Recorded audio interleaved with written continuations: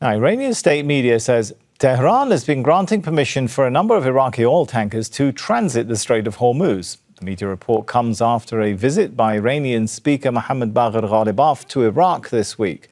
Iran says allowing the ships to travel through the waterway was one of Baghdad's main requests during the visit.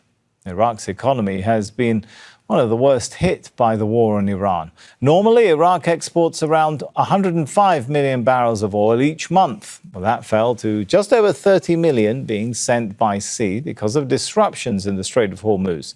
Crude oil exports account for nearly 90% of Iraq's revenue. That generates $8 billion a month for the state. But the government needs around $8.24 billion a month to pay state salaries and cover basic services. A government source tells Al Jazeera there's a shortfall of $2.4 billion this month. It's implemented austerity measures to cope, which are hurting the poorest people the most. And Tohid Asadi joins us now from the Iranian capital. So, Tohid, what do we know about the flow of Iraqi oil tankers through the Strait of Hormuz, given the media reports emerging there? Well, indeed, we know that the situation at the Strait of Hormuz has put a certain amount of impact not only on Iraq, but also on oil exporting countries across the region. But still, let me just give you a larger picture pertaining to the Strait. We know that starting from the very early days after the initiation of the war in February, Iran announced the closure of the Strait of Hormuz, and it practiced it effectively. And then we've got the MOU, Islamabad MOU in particular, which was supposed to pave the way for the reopening of the strait on the one hand, but on the other, we know that there was another round of escalation, following which Iran announced that as the United States does not fulfill their commitments based on MOU, it is closing the actually Strait of Hormuz, this geostrategically significant choke point, once again, and Iraq is impacted. While we know that during the time that there was a sort of, I would say, holding pattern, Iran opening the strait for a certain limited period of time, and they were saying that even on that particular period of time, ships and vessels should receive a permission, case by case, from the Revolutionary Guards in order to go through this important waterway. And Iran has been saying that some of Iraqi oil tankers have been given a chance to transit through the waterway. However, we know that the entirety of the situation at the strait is engulfed by uncertainty as Iran continues to effectively close it, as we see the traffic has been drastically decreased compared to the normal time.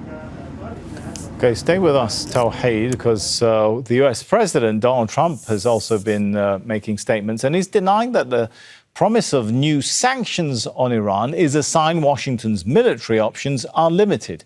On Wednesday, he warned of economic consequences against countries that provide any type of lifeline to Iran. No, not at all. It just means that we're seeing what happens. They have no money. They have no Navy. They have no Air Force. They are not paying their soldiers. They're not paying their police. They have 350% inflation. So we're just going to sort of see what happens. And we have total control, as you know, of the border. We have total control. If you look at the blockade, we have total control of that entire region having to do with the Strait of Hormuz. And that means well into it, the land areas. So they would love to make a deal, but they're not ready to make the right deal, in my opinion, yeah. All right, so Tohid, do we know what the state of payments is for security forces? Well, we know that Iran has been coming out with a sort of, I would say, two-sided message that we have been hearing from them from the initiation of the escalation. They are saying that there is readiness for diplomatic engagement, as we know that there is a track of diplomacy on the way. Mediated communication between Tehran and Washington continues, and also there is this line of diplomatic engagement with the Omani side in order to find a way way to actually reopen the strait, or at least some arrangements for the potential reopening of the strait on the one hand. But on the other hand, Iran is also sending out a clear message for readiness for confrontational scenarios, and also they are putting emphasis that there is preparation for a war even beyond the borders of region, and even a war of attrition, according to Iranian military officials, who are saying that they have even increased their capabilities compared to previous rounds of escalation. As the country moves on this edge of, on the one hand, confrontation, on the other, diplomacy, uncertainty prevails, and we know that prospect of the talks with Washington is engulfed by a cloud of mistrust in Tehran.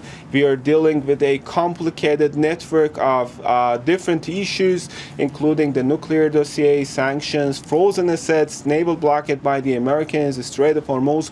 And also we know that regardless of these complexities and this mistrust out there, there is a sort of ambiguous situation, and we have to keep waiting to see whether Iranians are going to continue this diplomatic engagement or another round of confrontation. All right, we'll leave it there. Tohid Asadi, our correspondent from Tehran.